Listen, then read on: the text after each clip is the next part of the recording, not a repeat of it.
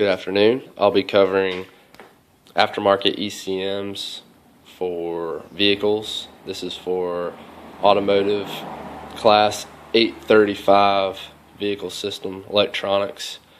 As you can see here, we do have an aftermarket ECU system. This is by Burger Tuning. You can find them at burgertuning.com. This system, obviously we just have a microprocessor right here, and then we do have a wiring harness, and this wiring harness intercepts the stock ECU, and this is for a BMW 335i. This also does work for the 135 and the 535.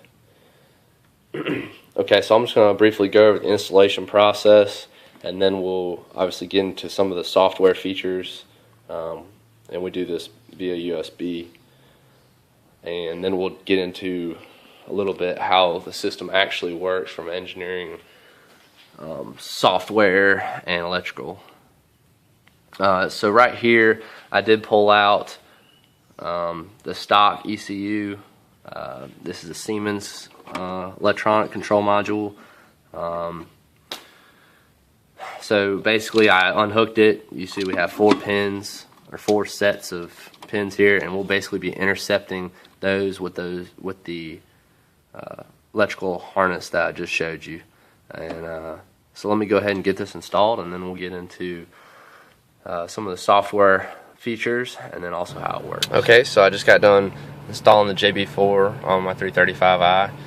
Right now I'm running map 1, which is about 13 psi, which is about 5 psi over stock. That gives me about an extra 100 horsepower at the crank, so it takes me from about 300 to 400 horsepower. The cool thing about JB4s is that the tuning software is actually able to be accessed on the dashboard interface.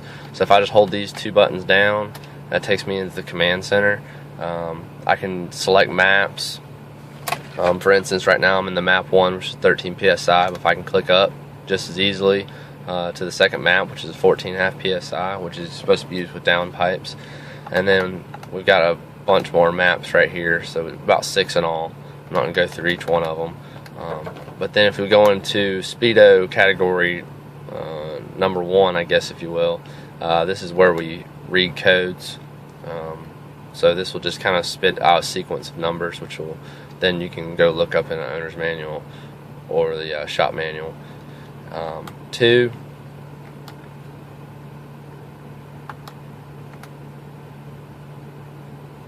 actually right now it's spitting out codes, so that kind of gives you a good idea how it does it.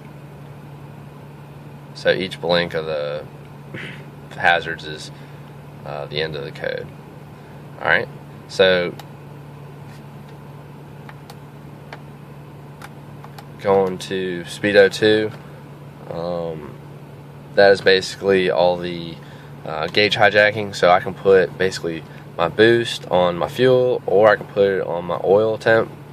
I can also do timing and also intake air temperatures, which could be very important if you're doing some racing. Make sure you're not overheating your car. And there's a few other configurations. If you go up to 7, again, that gives you more flexibility with what you want to do with your gauges, so that you can keep track of what your car is doing if you're racing. Also, JB4 has a USB cord, which is primarily used for data logging.